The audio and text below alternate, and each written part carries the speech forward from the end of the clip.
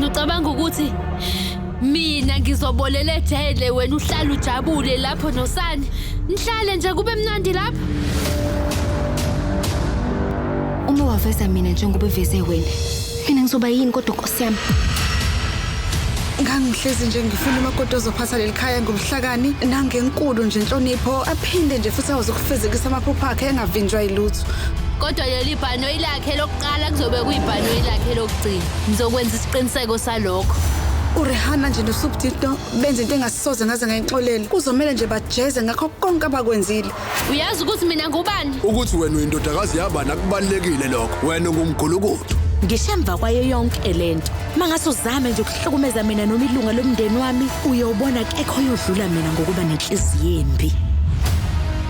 Thirdly ngomsombuluko kuze kube yisonto ngehora lesikhombisa ku Star Khanya kuphela.